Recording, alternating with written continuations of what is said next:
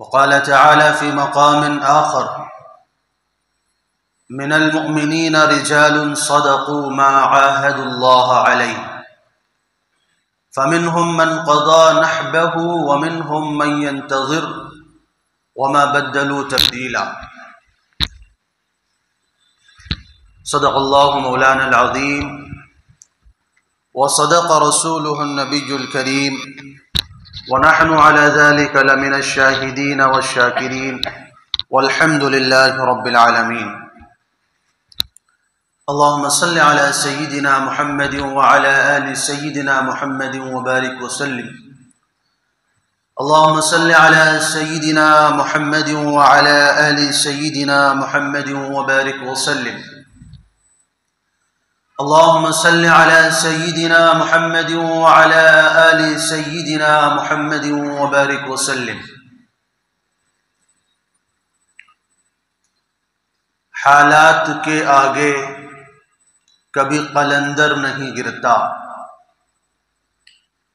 حالات کے آگے کبھی قلندر نہیں گرتا، ٹوٹے جو ستارہ تو زمیں پر نہیں گرتا، گرتے ہیں بڑے شوق سے سمندر میں دریا،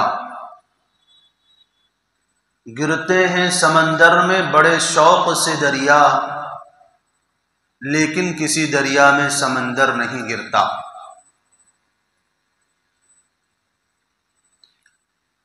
لائق صد احترام بزرگوں، عزیز ساتھیوں اور دوستوں،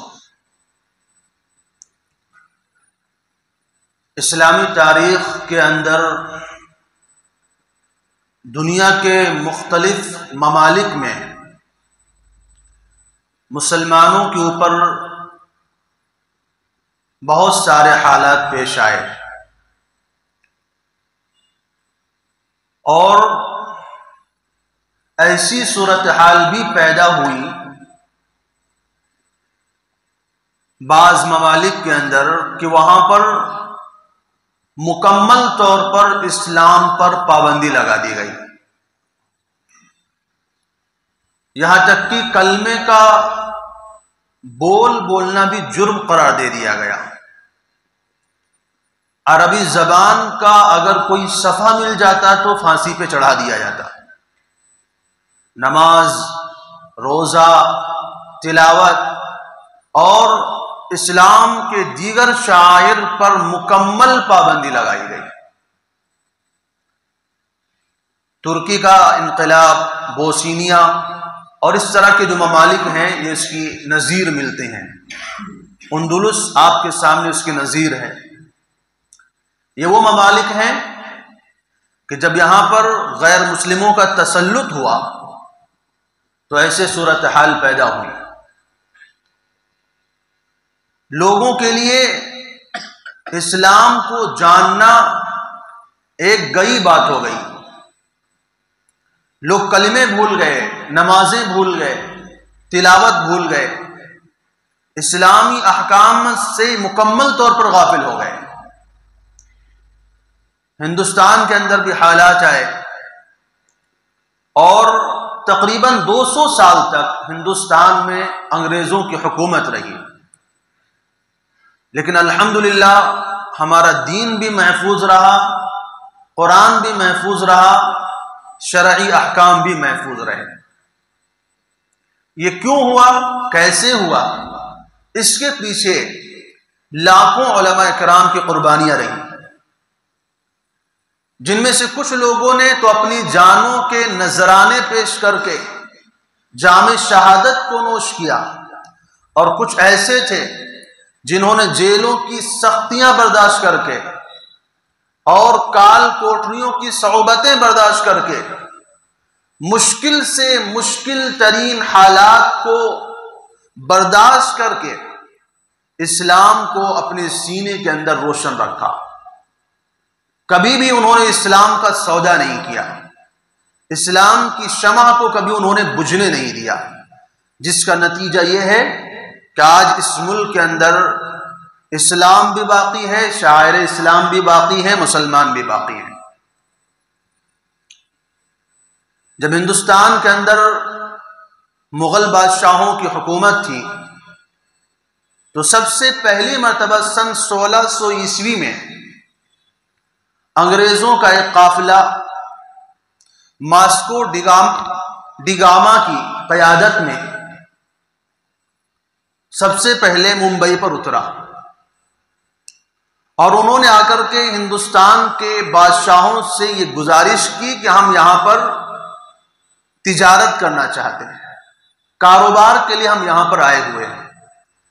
ان کو کاروبار کی اجازت مل گئی۔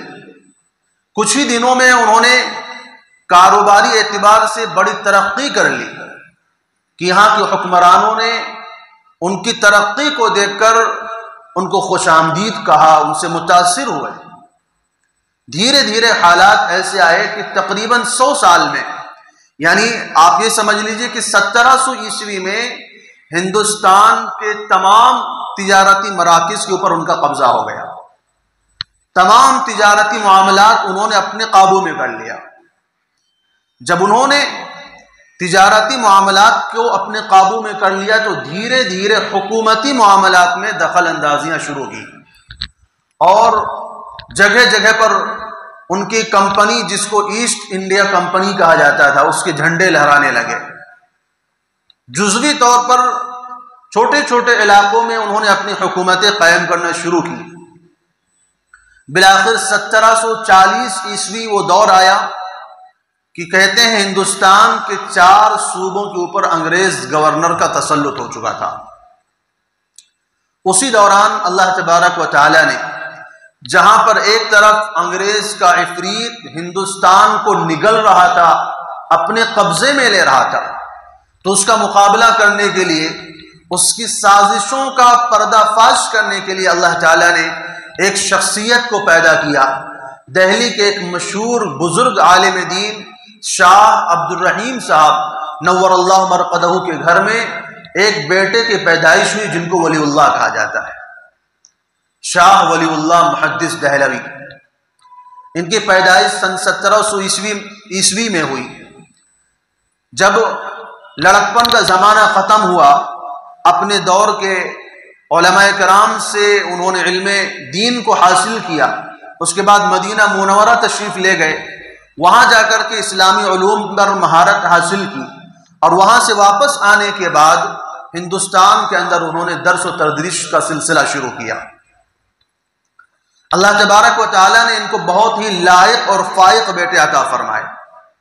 4 بیٹے عطا فرمائے، جن میں سے ایک کا نام شاہ عبد العزیز، دوسرے کا نام شاہ عبد القادر، تیسرے کا نام شاہ عبد الغنی، اور چوتھے کا نام شاہ رفیع الدین ہے۔ شاہ ولی اللہ محدث دہلوی وہ شخصیت ہیں جنہوں نے ہندوستان کے اندر قرآن مجید کا ترجمہ فارسی زبان میں کیا۔ پھر ان کے بیٹوں نے قرآن مجید کو، شاہ عبد القادر اور شاہ رفیع الدین نے قرآن مجید کا اردو زبان میں ترجمہ کیا، اور اللہ تعالیٰ نے ان کو بڑی ہی علوم و معارف سے، خصوصیات سے اللہ تعالیٰ نے نوازا تھا۔ جب شاہ عبد العزیز رحمۃ اللہ علیہ شاہ ولی اللہ کے بعد ان کی مسند پر بیٹھے تو انہوں نے اس بات کو محسوس کیا کہ انگریز دھیرے دھیرے ہندوستان کو اپنے قبضے میں لے رہا ہے، تو انہوں نے 1772 عیسوی میں انگریز کے خلاف جہاد کا فتویٰ دیا۔ انہوں نے کہا کہ یہ باہر کے آنے والے لوگ، یہ مسافر لوگ یا اجنبی لوگ جو ہمارے ملک میں تجارت کے مقصد سے آئے تھے، اور انہوں نے یہاں پر اس لیے سکونت اختیار کی تھی کہ ہم یہاں پر تجارت کریں گے، لیکن دھیرے دھیرے یہ لوگ چونکہ پورے ملک کے اوپر قبضہ کرنا چاہتے ہیں، اس ملک کو اپنے تسلط میں کر لینا چاہتے ہیں، اور مسلمانوں کی حکومت کو ختم کر کے اپنی حکومت قائم کرنا چاہتے ہیں، اس لیے اب ان کے خلاف جہاد فرض ہو چکا ہے، ان کا مقابلہ کرنا چاہیے اور ان کو اس ملک سے باہر نکالنا چاہیے۔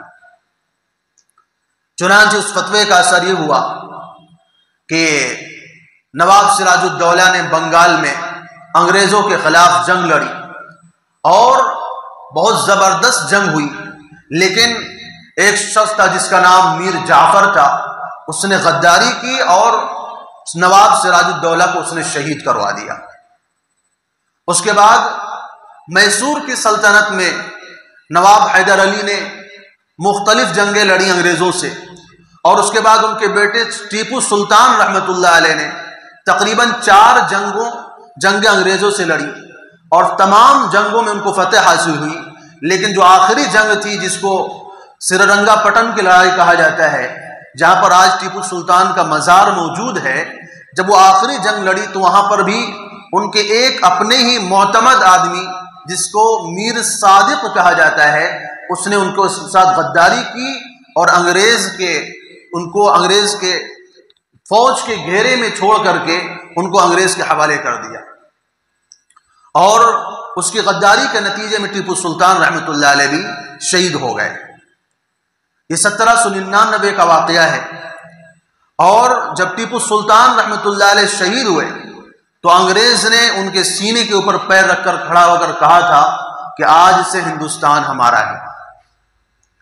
ٹیپو سلطان رحمۃ اللہ علیہ کا مشہور وہ جملہ جو عام لوگ بھی جانتے ہیں کہ گیدڑ کی 100 سالہ زندگی سے شیر کی 1 دن کی زندگی بہتر ہے، یعنی میں جان قربان کر دینا تو گوارا کرتا ہوں، لیکن انگریز کی غلامی، انگریز کی ماتحتی، انگریز کی حکومت مجھے گوارا نہیں ہے۔ میری جان رہے یا جائے اس سے فرق نہیں پڑتا ہے، لیکن میں اپنے خون کے آخری قطرے تک انگریز کے خلاف لڑائی کروں گا۔ کہتے ہیں جب ٹیپو سلطان رحمۃ اللہ علیہ شہید ہو گئے، اس کے بعد 2 شخصیات مزید سامنے آئیں جن میں سے ایک کا نام سید احمد شہید رحمۃ اللہ علیہ اور دوسرے کا نام شاہ اسماعیل شہید رحمۃ اللہ علیہ۔ یہ 2 شخصیات ہیں جنہوں نے تقریباً پورے ہندوستان کا دورہ کر کے مسلمانوں کو اور غیر مسلموں کو انگریز کے خلاف جنگ کے لیے تیار کیا، اپنی ایک فوج تیار کی، اور متحدہ ہندوستان کے اس وقت کے علاقے پشاور میں انہوں نے انگریز کا مقابلہ کیا اور ایک علاقے پر انہوں نے قبضہ بھی کر لیا۔ اس کے بعد دھیرے دھیرے اٹک کے راستے سے ہوتے ہوئے جب وہ آگے بڑھ رہے تھے بالا کوٹ کی طرف، تو انگریز نے یہ دیکھا کہ یہ بار بار مسلمانوں کی تحریکیں اٹھ رہی ہیں، تو انگریز نے مسلمانوں کے اوپر ظلم و ستم شروع کیا، اور اس نے سوچا کہ اگر براہ راست میں مسلمانوں کے اوپر ظلم کروں گا تو مسلمان مزید میرے مخالف بن جائیں گے، اس لیے اس نے ایک شخص کو جس کو راجہ رنجیت سنگھ کہا جاتا ہے، اس کو پنجاب کے علاقے کا راجہ بنایا، گورنر بنایا، اور وہ انگریز کے لیے کام کیا کرتا تھا۔ اس نے مسلمانوں پر انتہائی ظلم و ستم کے پہاڑ ڈھائے، مسلمانوں کی عورتوں کو بے آبرو کیا، ان کی جائیدادیں چھینی، ان کے لوگوں کو مارا، قتل کیا۔ جب کہتے ہیں سید احمد شہید اور شاہ اسماعیل شہید رحمۃ اللہ علیہ کا قافلہ بالا کوٹ کے علاقے تک پہنچ رہا تھا تو رنجیت سنگھ نے ان کو یہ پیغام بھجوایا کہ تم اٹک کے اس علاقے کی طرف حکومت کرو، ادھر کے علاقے پر ہماری حکومت رہنے دو۔ تو سید احمد شہید رحمۃ اللہ علیہ نے اس کو صاف طور پر جواب دیتے ہوئے فرمایا کہ ہماری جنگ زمین کی جنگ نہیں ہے، ہم حکومت کے لیے نہیں لڑ رہے ہیں، ہمارا مقصد اس ملک سے انگریز کو کھدیڑنا ہے، ہمارا مقصد اس ملک سے انگریز کے ناپاک وجود کو پاک کرنا ہے، لہذا ہم کسی علاقے یا کسی خطے کے لیے لڑنے کے لیے نہیں آئے۔ چنانچہ دونوں میں جنگ ہوئی، اور کہتے ہیں مہاراجہ رنجیت سنگھ جو تھا اس نے علاقے کے لوگوں کو کچھ تحفے تحائف دے کر کے ان کے بارے میں معلومات حاصل کی، اور عین تہجد کے وقت سید احمد شہید رحمۃ اللہ علیہ کو اس نے شہید کروا دیا۔ اس کے بعد کئی دنوں تک جنگ چلتی رہی، اسی جنگ میں 4 یا 5 دنوں کے بعد شاہ اسماعیل شہید رحمۃ اللہ علیہ بھی شہید ہو جاتے ہیں، اور جب شاہ اسماعیل رحمۃ اللہ علیہ شہید ہوتے ہیں تو شہادت کے وقت ایک عجیب کرامت کا ظہور ان سے ہوتا ہے۔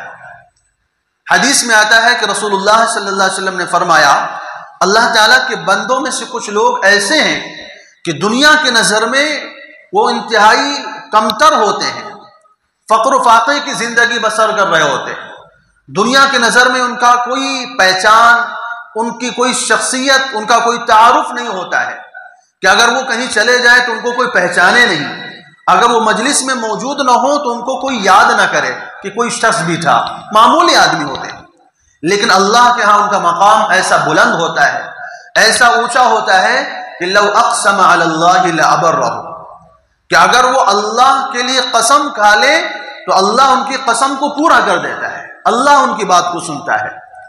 شاہ اسماعیل شہید رحمۃ اللہ علیہ کی شہادت کے وقت کرامت کیا ہوئی؟ کہتے ہیں عین جنگ کے دوران ایک سکھ نے رسول اللہ صلی اللہ علیہ وسلم کی شان اقدس میں گستاخی کر دی، آپ صلی اللہ علیہ وسلم کو اس نے گالی دی، تو شاہ اسماعیل شہید رحمۃ اللہ علیہ نے فرمایا میں قسم کھاتا ہوں کہ میں تجھے قتل کیے بغیر نہیں مروں گا۔ کہتے ہیں جب سامنے سے اس نے گستاخی کی، حضرت نیزہ لے کر کے اس کی طرف دوڑے ہیں، تب تک دوسری طرف ایک سکھ کھڑا ہوا تھا، اس نے آپ کے گردن پر حملہ کیا اور سر کو تن سے جدا کر دیا، لیکن چونکہ بدن میں رفتار پکڑ لی تھی، بدن کے اندر اسپیڈ آ گئی تھی، دوڑتے ہوئے جا رہے تھے سامنے کی جانب، اس لیے سر تو کٹ کے گر گیا لیکن بدن یوں ہی چلتا رہا۔ اور جب سامنے کے اس سکھ نے جس نے رسول اللہ صلی اللہ علیہ وسلم کو گالی دی تھی، گستاخی کی تھی، وہ دیکھا ایسے منظر کو تو بالکل پیچھے ہو کر کے گر گیا، اور حضرت جا کر کے اسی کے اوپر گرے اور نیزہ اس کے پیٹ میں جا کر کے گھس گیا اور اس کا بھی کام تمام ہو گیا۔ تو حدیث میں جو آتا ہے کہ اللہ تعالی رسول اللہ صلی اللہ علیہ وسلم فرماتے ہیں کہ اللہ کے کچھ بندے ایسے ہوتے ہیں کہ اگر وہ اللہ کے نام پر قسم کھا لے تو اللہ ان کی قسم کو پورا کر دیتا ہے۔ اللہ نے ان کی قسم کو اس طرح پورا کیا کہ سر تو کٹ گیا، لیکن جس نے نبی صلی اللہ علیہ وسلم کے شان میں گستاخی کی تھی اس کو بھی قتل کر دیا۔ خیر یہ سلسلہ چلتا رہا، 1826 کے آس پاس کا مرحلہ ہے۔ اس کے بعد جب دیکھا کہ مسلمانوں کی کوئی تحریک کامیاب نہیں ہو رہی ہے تو 1856 کے اندر ہمارے بعض اکابرین جن میں حضرت امداد اللہ مہاجر مکی رحمۃ اللہ علیہ، حضرت مولانا رشید احمد گنگوہی رحمۃ اللہ علیہ، حضرت مولانا قاسم نانوتوی رحمۃ اللہ علیہ، حضرت مولانا جعفر تھانیسری رحمۃ اللہ علیہ اور دیگر اکابرین نے مشورہ کیا۔ مشورہ کرنے کے بعد انہوں نے جنگ کے لیے پلاننگ شروع کی۔ بالآخر ان کی تیاریوں کے بعد 1857 کی جنگ آزادی پیش آئی، جس کو ہندوستان کی مشہور جنگ آزادی کے نام سے جانا جاتا ہے۔ اس کے واسطے دو محاذ بنائے گئے، ایک محاذ امبالہ میں اور دوسرا محاذ شاملی میں۔ امبالہ کے محاذ کی قیادت حضرت مولانا جعفر تھانیسری رحمۃ اللہ علیہ نے فرمائی اور شاملی کی قیادت حضرت حاجی امداد اللہ مہاجر مکی رحمۃ اللہ علیہ نے فرمائی۔ کافی مقابلہ ہوا، کچھ علاقے بھی فتح ہوئے، لیکن چونکہ تعداد کم تھی، جب مشورہ ہو رہا تھا جنگ کے لیے تو ایک شخص نے اس مشورے میں یہ کہا کہ ہمارے پاس طاقت نہیں ہے، افراد نہیں ہے، فوج نہیں ہے، انگریز کا مقابلہ کیسے کریں گے؟ تو حضرت مولانا قاسم نانوتوی رحمۃ اللہ علیہ کو غصہ آ گیا اور کھڑے ہو کر کے فرمانے لگے کیا ہماری تعداد بدر کے غازیوں سے بھی کم ہے؟ جب بدر کے اندر مسلمانوں کی تعداد 313 تھی تو کیا ہماری تعداد اتنی بھی نہیں ہے؟ جب رسول اللہ صلی اللہ علیہ وسلم نے 313 افراد کو لے کر کے کفر کا مقابلہ کیا تھا تو ہمارے پاس تو الحمدللہ کافی زیادہ تعداد میں مسلمان موجود ہیں۔ بالآخر کہتے ہیں کہ جب وہ 1857 کی جنگ آزادی ناکام ہوئی تو انگریز نے مسلمانوں پر ظلم کا سلسلہ مزید بڑھا دیا اور انگریز نے اعلان کروایا کہ جنہوں نے بھی 1857 کی جنگ آزادی میں حصہ لیا ہے ان کو پھانسی دی جائے گی، اور پہچان بتائی کہ جس کے چہرے پر داڑھی ہو، بدن پر کرتا ہو، اس کو پھانسی پہ لٹکا دو۔ 3 دنوں کے اندر تقریباً 5,05,000 مسلمانوں کو پھانسی پہ چڑھایا گیا، اور جن میں 55,000 علماء کرام کی جماعت شامل تھی۔ اور آپ نے مشہور بات سنی ہوگی مقولہ کہ دہلی سے لے کر شاملی تک، دہلی سے لے کر فلاں علاقے تک کوئی جھاڑ کوئی پیڑ ایسا نہیں تھا جس پر کسی مسلمان کی لاش نہ لٹک رہی ہو۔ ظلم و ستم کا بازار گرم کیا۔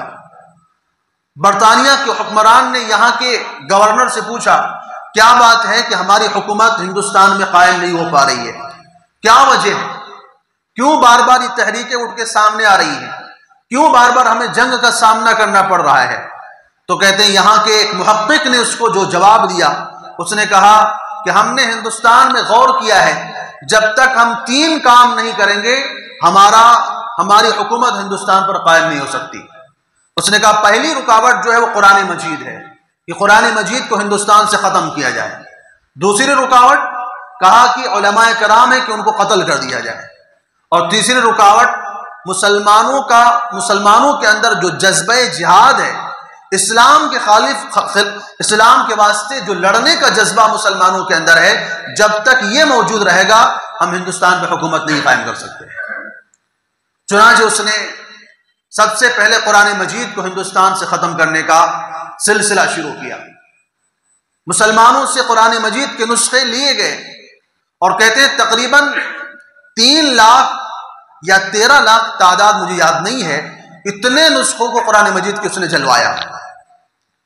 جس بھی مسلمان کے گھر میں پتہ چلتا تھا کہ قرآن مجید کا نسخہ موجود ہے، وہ قرآن مجید کا نسخہ لے کر کے جلوا دیا کرتا کہ اس طرح ہم ہندوستان سے قرآن کو مٹا دیں گے۔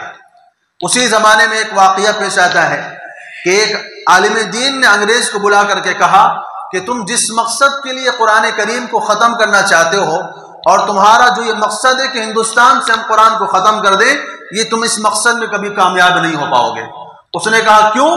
تو انہوں نے دکھایا کہ پھر انہوں نے مدرسے کے پڑھنے والے بچوں کو بلایا، اور بلا کر کے 8 سال کے بچے کو، 10 سال کے بچے کو، 12 سال کے بچوں کو بلا کر کے قرآن مجید کو مختلف جگہ سے انگریز کو سنوایا، اور کہا دیکھو تم نسخوں سے، کتابوں سے، کاغذ سے تو قرآن کو مٹا سکتے ہو، لیکن اللہ نے جو قرآن کی حفاظت کا جو ذمہ لیا ہے وہ سینوں کے ذریعے حفاظت کا ذمہ لیا ہے۔ تم کاغذ سے تو قرآن کو مٹا سکتے ہو، سینوں سے قرآن کو کیسے مٹاؤ گے؟ لیکن لہذا تمہارا جو یہ مقصد ہے، تمہارا جو یہ ارادہ ہے، کبھی کامیاب ہونے والا نہیں ہے۔ اس کے بعد اس نے علماء کرام کو قتل کرنا شروع کیا۔ علماء کرام میں مولانا جعفر تھانیسری رحمۃ اللہ علیہ اپنا واقعہ لکھتے ہیں، فرماتے ہیں ان کو کالا پانی میں بند کیا گیا۔ تاریخ کالا پانی کے عنوان سے ان کی کتاب ہے، اس میں وہ لکھتے ہیں کہ جب انگریز نے ہمیں گرفتار کیا تو سب سے پہلے ہمیں امرتسر کے جیل میں رکھا، اس کے بعد اس نے ارادہ کیا کہ ہمیں لاہور بھیجا جائے۔ چنانچہ اس نے چھوٹے چھوٹے پنجرے بنوائے، جس سے جانوروں کو بند کرنے کے لیے پنجرے ہوتے ہیں، ایسے پنجرے بنوائے جس میں آدمی آسانی سے بیٹھ سکے، اور اس نے پنجرے کے اندر چاروں طرف کیلیں ٹھکوا دی، میخیں لگوا دی، اور ان پنجروں کے اندر ہمیں بٹھا کر کے ٹرین کے ڈبوں میں ڈال دیا۔ اب کہا جب وہ ٹرین روانہ ہوئی، جب ٹرین ہلتی تھی تو ہلنے کی وجہ سے ہم کبھی ادھر گرتے کبھی ادھر گرتے، تو ہم ادھر گرتے تو ادھر کی میخیں ہمارے بدن میں چبھتی تھی، ادھر گرتے تو ادھر کی میخیں ہمارے بدن پہ چبھتی تھی۔ کہتے ہیں کہ یہاں سے لے کر کے لاہور تک، پھر لاہور سے لے کر ملتان تک پہنچانے میں 3 مہینے ہمیں لگا دیے گئے ٹرین کے ذریعے۔ ہفتوں 10 دنوں تک ایک ہی جگہ پر ٹرین کو روک دیا جاتا تھا۔ مقصد یہ تھا کہ ان کو اذیت سے دوچار کیا جائے، ان کو عبرت سے ناک سزا دی جائے، اور کہا کہ ہمارے زخموں کے اوپر لگانے کے لیے کوئی مرہم بھی نہیں ہوتا تھا، کہ میخوں کی چبھنے کی وجہ سے جو ہمارے بدن کے اندر جو زخم پیدا ہو رہے ہیں، ہمارا بدن جو چھلنی ہو رہا ہے، ہمارے بدن کے جو پیپ اور مواد جو نکل رہی ہے، اس کے لیے کوئی علاج کی شکل ہو جائے۔ ایسے ظلم و ستم کا شکار بنایا گیا۔ اسی طرح کرتے کرتے 3 مہینے کے بعد ہمیں ملتان پہنچایا گیا۔ ملتان پہنچنے کے بعد ہمیں پھانسی کی سزا کا اعلان ہوا۔ ہم لوگ خوش ہو گئے، علماء کرام کے چہروں پر تازگی آ گئی کہ چلو اچھا ہے، اب اس ستم سے ہمیں نجات ملنے والی ہے۔ کہتے ایک دن انگریز ہمارے پاس آیا، اس نے ہمارے چہروں کے اوپر خوشی کے آثار دیکھے، چہرے پر خوشی کے تازگی کو جب اس نے دیکھا تو اس نے پوچھا کہ تم خوش کیوں ہو رہے ہو؟ انہوں نے کہا ہمیں پھانسی کی سزا کا اعلان ہو چکا ہے، اب ہم اس مشکل سے اور اس درد سے چھٹکارا پا جائیں گے۔ تو اس نے کہا ہم کسی بھی قیمت پر ان لوگوں کو خوش نہیں دیکھ سکتے، لہذا ان کے پھانسی کی سزا کو کینسل کر کے اب ان سب کو کالا پانی میں بند کیا جائے گا۔ اسی کو لکھتے ہیں کہ مستحق دار کو قید نظر بند ملی، کیا بتاؤں کہ رہائی ہوتے ہوتے رہ گئی۔ یعنی وہ سمجھ رہے تھے کہ ہمیں شہادت مل جائے گی تو ہمیں رہائی مل جائے گی، ہمیں ظلم سے نجات مل جائے گی، لیکن پھر اس رہائی کو کیا کر دیا گیا؟ قید سے تبدیل کر دیا گیا۔ دہلی کے اندر مختلف علاقوں میں مسلمانوں کو آگ کے شعلوں کے اوپر، آگ کے انگاروں کے اوپر لٹایا جاتا تھا، اور ان سے یہی کہا جاتا تھا کہ تم یہ کہہ دو کہ ہم انگریز کے خلاف جنگ میں شامل نہیں تھے تو ہم تمہیں آزاد کر دیں گے، تمہاری سزا کو ختم کر دیں گے۔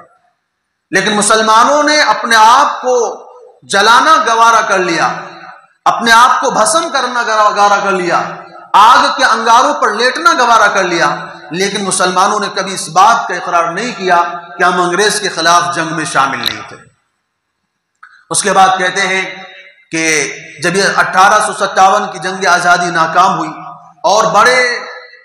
اور مسلمانوں کو اور علماء کرام کی بڑی تعداد کو شہید کر دیا گیا، انگریز نے ایک چال اور چلی ہندوستان کے مسلمانوں کے ایمان کو ختم کرنے کے لیے، کہ اس نے اسلام کے تعلق سے لوگوں کے دلوں میں شکوک اور شبہات پیدا کرنے شروع کیے۔ بڑے بڑے پادریوں کو بلوایا، ان کی مجلسیں کروائی، ان کے جلسے کروائے۔ مقصد یہ تھا کہ یہاں کے لوگوں کو عیسائی بنایا جائے، یہاں کے تمام باشندوں کو عیسائی بنا کر کے ہندوستان کو ایک عیسائی ملک بنایا جائے۔ تب ہمارے علماء کرام نے یہ دیکھا کہ ہمارے ہاتھ سے ملک تو جا ہی چکا ہے اور حکومت تو چلی ہی گئی ہے، اب ایسا نہ ہو کہ ایمان بھی ہمارے ہاتھوں سے رخصت ہو جائے۔ اسی ارادے سے انہوں نے بڑی غور و فکر کے بعد، بڑی تدبر کے بعد اور بڑی غور و خوض کرنے کے بعد انہوں نے مدرسہ قائم کرنے کا ارادہ کیا۔ اسی دوران حضرت مولانا قاسم نانوتوی رحمۃ اللہ علیہ کو ایک خواب رسول اللہ صلی اللہ علیہ وسلم کا آیا، اور آ کر کے رسول اللہ صلی اللہ علیہ وسلم نے خواب کے اندر ایک جگہ پر کچھ لکیریں کھینچ دی کہ اس جگہ پر مدرسہ قائم کرو، جس کو آج ہم دارالعلوم دیوبند کے نام سے جانتے ہیں۔ مولانا قاسم نانوتوی رحمۃ اللہ علیہ نے دیوبند اس وقت ایک چھوٹی سی بستی تھی، ایک گاؤں کے جیسا تھا۔ بڑا شہر ہوتا، بڑے شہر میں اگر کوئی کام ہوتا تو لوگوں کی نظروں میں آ جاتا، لیکن اگر چھوٹے گاؤں میں کوئی کام کیا جائے تو اتنا زیادہ حکومت کی نظر میں نہیں آتا۔ اس لیے انہوں نے دیوبند کی بستی کو چنا، اس کو منتخب کیا اور وہاں پر مدرسہ قائم کیا، اور وہ بھی کیا، ایک انار کے درخت کے نیچے ایک استاد اور ایک شاگرد کے ذریعے اس مدرسے کی بنیاد رکھی۔ استاد سے ملا محمود اور شاگرد تھے محمود الحسن دیوبندی رحمۃ اللہ علیہ۔ اس مدرسے کو انہوں نے قائم کیا اور فرمایا کہ میں اس مدرسے کی بنیاد ایسی شخصیت کے ہاتھ پر رکھواؤں گا کہ جس نے کبھی گناہ کبیرہ کرنا تو دور کی بات ہے، اس کے دل میں بھی گناہ کرنے کا خیال پیدا نہیں ہوا۔ اس وقت اس بستی کے ایک مشہور اللہ والے تھے، بزرگ تھے اور صوفی انسان تھے، جن کو عابد حسین کہا جاتا تھا۔ شاہ عابد حسین سید گھرانے سے ان کا تعلق تھا۔ انتہائی پاکیزہ، متقی، پرہیزگار شخصیت تھے۔ گھاس کاٹنے کا کام کرتے تھے، پورا سال وہ پیسے جمع کرتے تھے، اور جب ان کے پاس پیسے جمع ہو جاتے تو پھر سال میں ایک مرتبہ وہ دارالعلوم دیوبند کے اساتذہ کرام کی وہ دعوت کیا کرتے ہیں۔ فرماتے ہیں کہ اساتذہ کرام کہتے ہیں کہ ہم ان کی دعوت کے انتظار میں رہتے تھے، کیونکہ جس دن ہم ان کی دعوت کھا لیتے تھے 40 دنوں تک ہمیں عبادت میں لذت محسوس ہوتی تھی۔ ایسی حلال اور پاکیزہ کمائی اور ایسے اخلاص اور للہیت والے تھے، ایسے بزرگ کے ہاتھوں پر جو دارالعلوم دیوبند کی بنیاد رکھی گئی، دارالعلوم دیوبند کو قائم کیا گیا۔ انہیں کے بارے میں شاعر نے کہا ہے، عابد کے یقین سے روشن ہے سادات کا سچا صاف عمل، آنکھوں نے کہاں دیکھا ہوگا اخلاص کا ایسا تاج محل۔ یہ واقعی اللہ تعالیٰ نے اس مدرسے کو وہ شہرت اور وہ ترقی، وہ بلندی عطا فرمائی کہ شاید ہی دنیا کے اندر کوئی مدرسے کو ایسا عروج اور ایسا مقام ملا ہو۔ موجودہ زمانے کے بہت بڑے عالم دین، وقت کے پیر اور قطب حضرت پیر ذوالفقار صاحب مدد ذل العالی فرماتے ہیں کہ میں نے تقریباً تمام دنیا کا سفر کیا ہے۔ ان علاقوں میں بھی گیا ہوں جہاں پر 6 مہینے رات ہوتی ہے، 6 مہینے دن ہوتا ہے۔ ایسے علاقوں میں بھی گیا ہوں جہاں پر صرف برف ہی جمی ہوتی ہے، لوگ وہاں پر برف پر چلتے ہیں، برف پر کھاتے ہیں، برف پر سوتے ہیں، برف پر نماز پڑھتے ہیں۔ ایسے ایسے علاقوں میں گئے جس کو دنیا کا کنارہ کہا گیا ہے، کہ وہاں پر ایک دن ایسا آتا ہے کہ 1 لاکھ سے زائد آدمی وہاں پر نظارہ دیکھنے کے لیے جمع ہوتے ہیں، کہ سورج ایک طرف سے آتا ہے، نیچے کو جاتا ہے، پھر دوسری طرف سے بلند ہو جاتا ہے۔ یہ نظارہ لوگوں کے سامنے چل رہا ہوتا ہے، ایک طرف سے آتا ہے، نیچے کو جاتا ہے، پھر وہیں سے سورج دوسری طرف بلند ہونا شروع ہو جاتا ہے۔ فرماتے ہیں ایسے ایسے ممالک میں گیا ہوں، افریقہ کے جنگلات میں بھی گیا ہوں۔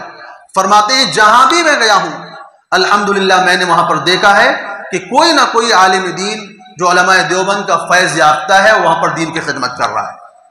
اللہ نے اس مدرسے کو ایسی بلندی عطا فرمائی. اس مدرسے کے جو بانی تھے، جن کو ہم مولانا قاسم نانوتوی رحمۃ اللہ علیہ کے نام سے جانتے ہیں، اللہ کے بہت بڑے ولی بھی تھے اور عشق رسول میں ایسے سرشار اور ڈوبے ہوئے تھے کہ رسول اللہ صلی اللہ علیہ وسلم کی شان میں اشعار کہتے تھے اور بڑے وجہ میں پڑھتے تھے. مشہور نعت ان کی ہے کہ سب سے پہلے مشیت کے انوار سے نقش روئے محمد بنایا گیا، پھر اسی نقش سے مانگ کر روشنی بزم کون و مکا کو سجایا گیا. یعنی حضرت فرماتے ہیں کہ اللہ تعالیٰ نے سب سے پہلے نور محمدی کو پیدا کیا ہے، پھر اسی نور محمدی سے نور لے لے کر کے اس پوری دنیا کو سجایا گیا ہے. وہ محمد بھی، احمد بھی، محمود بھی، عشق مطلق کا شاہد بھی، مشہود بھی، اور وہ علم و حکمت میں غیر محدود بھی ظاہراً امیوں میں اٹھایا گیا. مطلب یعنی آپ نے کسی سے پڑھنا لکھنا تو نہیں سیکھا، لیکن علوم اور معارف کے ایسے دریا بہائے کہ کائنات میں آپ کے جیسا علم کسی کے پاس نہیں ہے. فرمایا حشر کا غم ہو قاسم مجھے کس لیے، میرا آقا ہے وہ، میرا مولا ہے وہ جس کے دامن میں جنت بسائی گئی، جس کے ہاتھوں سے کوثر لٹایا گیا. ایسے اشعار کہا کرتے تھے. جب حج کرنے کے لیے گئے مدینہ طیبہ، جب حاضری کا وقت آیا تو مدینہ سے کئی میل پہلے انہوں نے اپنی چپلیں اتار دی. اس زمانے میں روڈ نہیں ہوا کرتے تھے اور ریتیلے راستے تھے، اونٹوں کا سفر ہوتا تھا. لوگوں نے کہا آپ کے پیر زخمی ہو جائیں گے، خون آلود ہو جائیں گے، یہ کنکریاں آپ کے پیروں میں چبھیں گی. انہوں نے کہا جو ہوتا رہے، لیکن مجھے یہ گوارا نہیں ہے کہ پتہ نہیں کہاں میرے نبی کے قدم اس علاقے میں پڑے ہوں اور میں اس کے اوپر چپل پہن کے چلا جاؤں. ایسا عشق، ایسی محبت کہ جب روزے پاک کے اوپر حاضر ہوتے ہیں تو کہتے ہیں دمکتا رہے تیرے روزے کا منظر، چمکتی رہے تیرے روزے کی جالی، ہمیں بھی آتا ہو وہ شوق بوزر، ہمیں بھی آتا ہو وہ جذبہ بلالی. اتباع سنت کے ایسے پیروکار تھے، ایسے سنت کے پابندی کرنے والے تھے کہ 1857 کی جنگ آزادی جب ناکام ہوئی ہے تو انگریز نے ان کے خلاف گرفتاری کا وارنٹ جاری کیا. لوگوں نے کہا حضرت چھپ جائیے ورنہ آپ کو پھانسی پر چڑھا دیا جائے گا. حضرت چھپ گئے، 3 دن تک چھپے رہے. 3 دنوں کے بعد پھر باہر آ گئے. لوگوں نے کہا ابھی وارنٹ ختم نہیں ہوا ہے، آپ باہر کیوں آ گئے؟ اگر انگریز نے آپ کو دیکھا تو آپ کو پھانسی پہ چڑھا دے گا. انہوں نے جواب دیا کہ اب چاہے جان جائے یا رہے، چاہے مجھے پھانسی پر لٹکا دیا جائے، لیکن میرے نبی سے زندگی میں صرف 3 دن تک چھپنا ثابت ہے، لہذا میں 3 دن سے زیادہ نہیں چھپ سکتا. 3 دن کا چھپنا. جب مدینے کی طرف ہجرت فرمائی ہے مکے سے نکل کر، 3 دن تک رسول اللہ صلی اللہ علیہ وسلم ابو بکر صدیق رضی اللہ تعالیٰ عنہ کے ساتھ غار ثور میں چھپے رہے. اس کے بعد ہجرت کا سفر شروع کیا تو فرمایا میرے نبی سے زندگی میں صرف 3 دن تک چھپنا ثابت ہے، لہذا میں 3 دن سے زیادہ نہیں چھپ سکتا. ایسے عشق و محبت والے. اسی دارالعلوم دیوبند کی جو دوسری مشہور شخصیت حضرت مولانا رشید احمد گنگوہی رحمۃ اللہ علیہ، وقت کے پائے کے عالم تھے، بہت بڑے فقیہ تھے. ان کے فتاوا آج بھی بڑے مشہور ہیں، فتاوا رشیدیہ کے نام سے. دارالعلوم دیوبند کی جو سب سے بڑی مسجد رشید انہی کے نام سے تعمیر کی گئی ہے. کہتے ہیں 40 سال تک انہوں نے حدیث کا درس دیا، حدیث کا سبق پڑھایا. ایک مرتبہ میدان کے اندر طلباء کرام کو حدیث کا درس دے رہے تھے، اچانک بارش شروع ہو جاتی ہے. جب بارش شروع ہوتی ہے تو طلباء اپنی اپنی کتابیں اٹھا کر بھاگ جاتے ہیں کمروں کی طرف. حضرت دیکھتے ہیں کہ طلباء چلے گئے ہیں تو اپنا رومال بچھاتے ہیں اور ان طلباء کرام کی چپلوں کو اس رومال میں رکھتے ہیں اور اس کی گٹھری بنا کر سر پر رکھ کر لے جاتے ہیں. جب طلباء دیکھتے ہیں تو ان کی چیخیں نکل جاتی ہیں، حضرت آپ نے ایسا کیسے کر لیا، آپ نے ہماری چپلیں کیوں اٹھا لی؟ انہوں نے کہا تم وہ لوگ ہو جو دن بھر قال اللہ قال الرسول پڑھتے ہو، تمہاری زبان پر اللہ اس کے رسول کا جملہ جاری ہوتا ہے، تمہاری چپلیں اس قابل ہیں کہ رشید احمد ان کو اپنے سر کے اوپر اٹھائے. ایسا عشق رسول، ایسی محبت اللہ سے اور اللہ کے رسول کے ماننے والوں سے کہ جو قرآن پڑھنے والے ہیں، جو حدیث پڑھنے والے ان کے چپلوں کے سر پر اٹھائے پھرتے ہیں.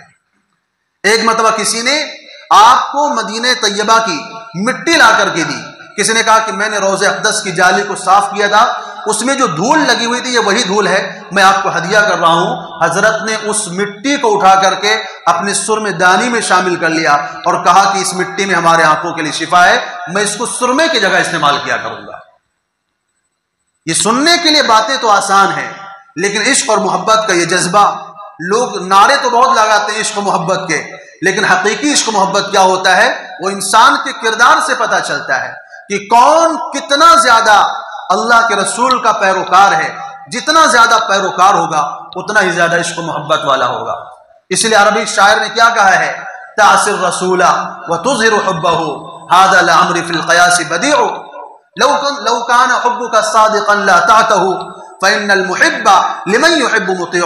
تو نبی سے عشق کا اظہار بھی کرتا ہے، نبی کی سنت کی مخالفت بھی کرتا ہے، نبی کی سنتوں کی پرواہ بھی نہیں کرتا۔ تجھے نبی کا چہرہ پسند نہیں ہے، تجھے نبی کا لباس پسند نہیں ہے، تجھے نبی کا چلنا پسند نہیں ہے، نبی کی طرز زندگی تجھے پسند نہیں ہے، نبی کی معاشرت تجھے پسند نہیں ہے، نبی کے اخلاق تو نہیں اپناتا، تو شکل سے یہودی لگتا ہے، لباس سے انگریز لگتا ہے، معاشرت سے تو غیر مسلم ہندو دکھتا ہے، اور تو دعویٰ یہ کرتا ہے کہ میں عشق رسول والا ہوں، میں عاشق رسول ہوں۔ کہا لہذا لعمر فی القیاس بدیع، خدا کی قسم یہ ناممکن بات ہے، تیرا یہ دعویٰ جھوٹا ہے اور اس کے دوغلے پن کے سوا کچھ نہیں ہے۔ کیوں؟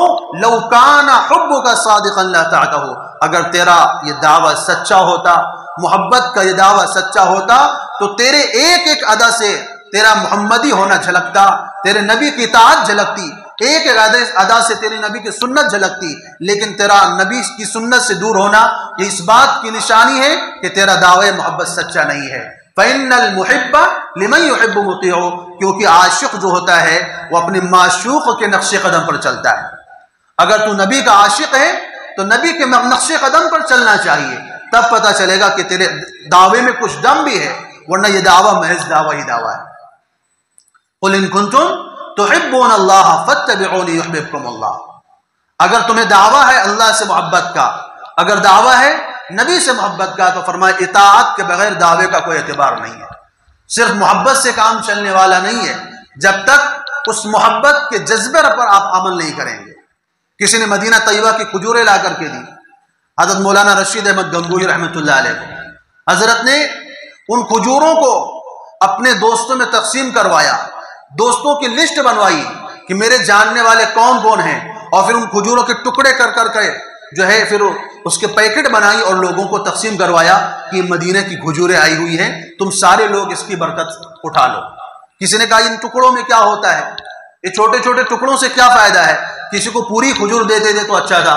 تو انہوں نے کہا کہ اگر حدیث کے اندر تعلق توڑنے سے منع نہ کیا گیا ہوتا تو میں زندگی بھر تجھ سے کلام نہیں کرتا کہ تم مدینے کی کھجوروں کو معمولی کہہ رہا ہے۔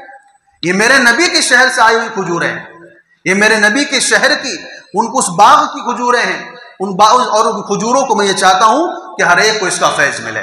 ایسے عشق و محبت والے، انہی میں سے ایک شخصیت جو دارالعلوم دیوبند کے پہلے شاگرد ہیں، حضرت مولانا محمود حسن دیوبندی رحمۃ اللہ علیہ۔ انگریز نے ان کو گرفتار کر لیا اور لے جا کر کے مالٹا جو کہ ایک ٹاپو ہے کہیں سمندر کے اندر، وہاں لے جا کر ان کو قید کر دیا، پھانسی کی سزا کا اعلان کر دیا، کہا ان کو پھانسی پہ چڑھایا جائے گا۔ کہتے ہیں جب حضرت نے پھانسی کی سزا کا اعلان سنا تو رونے لگے، خوب روتے تھے۔ ان کے ساتھ ان کے کچھ شاگرد بھی وہاں پر قید تھے، وہاں پر ان کو بند کیا گیا تھا۔ ان کے شاگردوں کو جب یہ دیکھتے تو حیرت ہوتی کہ کیا ہو گیا ہے، یہ پھانسی کی سزا سن کر اتنا رو کیوں رہے ہیں، کیا موت سے ڈر رہے ہیں، کیا مرنے سے گھبرا رہے ہیں، یا اور کوئی بات ہے۔ کہتے ہیں ایک دن انہوں نے کھانے کے وقت میں حضرت سے پوچھ لیا کہ کیا معاملہ ہے، آپ کے لیے پھانسی کی سزا کا اعلان ہو گیا ہے، ہم لوگ اللہ کے نام پر قربان ہونے والے ہیں، شہادت ملنے والی ہے، اس میں رونے کی کیا بات ہے، اللہ کے نام پر شہید ہو جائیں گے۔ تو کہتے ہیں جب حضرت نے یہ بات سنی تو ہمیں گھور کر کے دیکھنے لگے اور انتہائی رعب اور غصے میں ہمیں دیکھا۔ کہا تم کیا سمجھتے ہو کہ میں موت کے ڈر سے رو رہا ہوں؟ میں موت کے ڈر سے نہیں رو رہا ہوں، مجھے جو رونا آ رہا ہے وہ اس لیے آ رہا ہے کہ اللہ تعالیٰ بہت بے نیاز ہے، ہم نے اللہ کے دین کے لیے قربانیاں تو دی ہے، اور اب ہمیں پھانسی ہو جائے گی، ہمیں جانے بھی اللہ کے نام پر قربان کر دیں گے، لیکن اللہ تعالیٰ بے نیاز ہے۔ اگر اللہ تعالیٰ نے کہہ دیا کہ مجھے تیری قربانی قبول نہیں تو ہم کیا جواب دیں گے اللہ تعالیٰ؟ اگر اللہ نے کہہ دیا کہ ہمیں تو تیری یہ شہادت منظور نہیں ہے تو ہم اللہ تعالیٰ کو کیا منہ دکھلائیں گے؟ اس غم میں رو رہا ہوں۔ کہتے ہیں اس کے بعد انگریز نے ان کو آزاد کر دیا۔ آزاد کرنے کے بعد وہ واپس آئے۔ 1920 میں ان کا انتقال ہوا۔ جب ان کو نہلانے کے لیے لے جایا گیا تو بدن کے اوپر زخموں کے گہرے نشانات موجود تھے۔ جب پوچھا گیا تو حضرت مولانا حسین احمد مدنی رحمۃ اللہ علیہ نے فرمایا کہ انگریز ان کو لٹاتا تھا برف کی سلیوں کے اوپر، کبھی آگ کے شعلوں کے اوپر، اور پھر کوڑے لگاتا تھا۔ وہاں کی سرد ہواؤں میں برف کی سلیوں پر لٹا کر ان کو مارتا تھا اور یہ کہتا تھا کہ تم اپنا فتویٰ واپس لے لو کہ انگریز کے خلاف جہاد ضروری ہو گیا ہے۔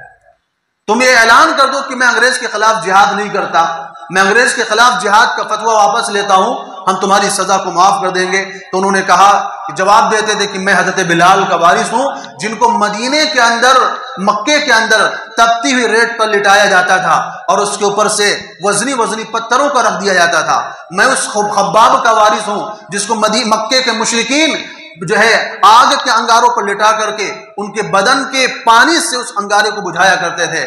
میں اس خبیب کا وارث ہوں جس خبیب کو جب پھانسی کے پھندے پر لٹکایا جا رہا تھا ان سے پوچھا جا رہا تھا کیا تم اس بات کو پسند کرتے ہو کہ محمد صلی اللہ علیہ وسلم تمہارے جگہ پر لا کر پھانسی پر لٹکا دیے جائیں اور تمہیں آزاد کر دیا جائے؟ تو خبیب نے کیا جواب دیا تھا؟ مجھے یہ بات بھی گوارا نہیں ہے کہ میں اپنے گھر میں سکون سے رہوں اور میرے نبی کے قدموں میں کانٹا بھی چبھے۔ انہوں نے کہا میں اس امام مالک کا وارث ہوں جس امام مالک کو مدینے کے گلیوں میں چہرہ سیاہ کر کے گھمایا گیا۔ میں اس امام ابو حنیفہ کا وارث ہوں جس کا جنازہ جیل سے اٹھا تھا۔ میں اس امام احمد بن حنبل کا وارث ہوں جس کو کوڑے لگائے گئے تھے اس بات کے اوپر کہ قرآن مجید کو انہوں نے مخلوق ماننے سے انکار کیا تھا، کیونکہ قرآن مجید اللہ کا کلام۔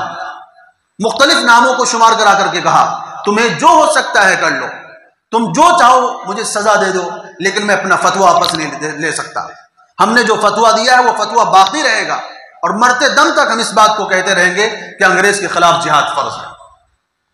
اسی کو کسی شاعر نے کیا کہا تھا کہ حالات کے آگے کبھی قلندر نہیں گرتا، ٹوٹے جو ستارہ تو زمین پر نہیں گرتا، گرتے ہیں سمندر میں بڑے شوق سے دریا، لیکن دریا میں کبھی سمندر نہیں گرتا۔ اللہ نے ہمارے ایسے اکابرین ہمیں عطا فرمائے جنہوں نے اپنی خون کی قربانیاں پیش کی ہیں، جانوں کے نذرانے پیش کیے ہیں اور مجاہدہ کیے ہیں، باقاعدہ جہاد میں حصہ لے کر کے آخرکار اس ملک کے لوگوں نے، یہاں کے باشندوں نے اس ملک کو آزاد کروایا ہے اور آزادی کی دولت ہمیں نصیب ہوئی ہے۔ آج بھی وہ وقت آ چکا ہے کہ مسلمانوں کو دوبارہ قربانی دینے کا وقت آ رہا ہے۔ ہم گورے انگریز سے تو نجات پا چکے ہیں، لیکن کالے انگریزوں نے ابھی بھی اس ملک کے باشندوں کے اوپر وہی ظلم و ستم شروع کر دیے ہیں جو اس زمانے کے انگریز نے شروع کیے تھے۔ اس لیے وقت ہے، اس بات کا تقاضا ہے کہ ہم اپنے آپ کو تیار کریں ایک نئے سرے سے قربانی دینے کے لیے، جیسے ہمارے ان اکابرین نے، ہمارے بڑوں نے گھروں میں نہ بیٹھ کر میدان جہاد میں جا کر کے تلواریں اٹھا کر کے جانوں کو قربان کر کے اور شہادت کو حاصل کر کے اس ملک کو آزاد کروایا ہے۔ یہ ہم مسلمانوں کی ذمہ داری ہے کہ جب بھی ہمارے ملک کے اندر ملک کی سلامتی کے اوپر حالات آئیں یا اپنے اسلام کی سلامتی کے اوپر حالات آئیں، اسلام کو ہماری ضرورت پڑے، قرآن کو ہماری ضرورت پڑے، تو ہمارے اندر یہ جذبہ ہو، ہمارے اندر یہ جرات ہونی چاہیے کہ ہم اسلام کی حفاظت کے لیے، ایمان کی حفاظت کے لیے جان، مال، اولاد سب کچھ قربان کرنے کے لیے تیار رہیں۔ یہ واقعات اور یہ تاریخ اس لیے سنائی جاتی ہے تاکہ اکابرین کی یادیں، اکابرین کی قربانیاں ہمارے ذہنوں میں تازہ رہیں اور ہمیں معلوم ہو کہ ہم اس ملک میں کہیں سے آئے ہوئے نہیں ہیں، ہم نے اس ملک کو اپنے خون سے سینچا ہے۔